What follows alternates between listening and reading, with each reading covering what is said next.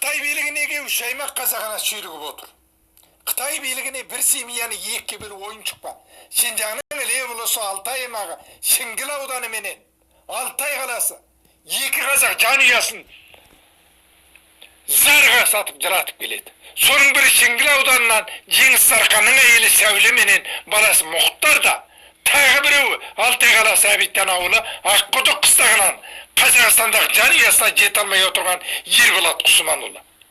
Біз тілге тиек етіп отырған осы екі жанұяның жартысы Қазақстан азаматы болса, ал қалған жартысы Қытай азаматтығында.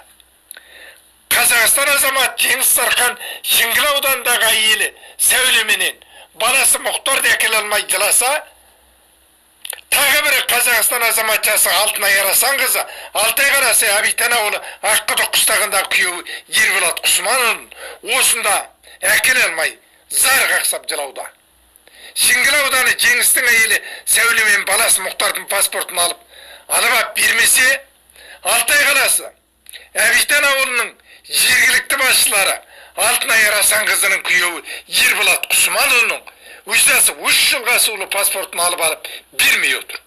Сондықтан Қазақстан сыртқы істер министрі осы екі істі дереу қолға алып, екіге бөлінген жанұя жандарына қол үшін беріп, көмектесуін Жеңіс Сарқанұлы менен Алтынай Арасанқызы талап етіп отырғанын айта кетуді жөн көрдім. Құрметпен жазушы Құнанбай Байженұлы. Менің WhatsApp телефоным 8747 287 4006.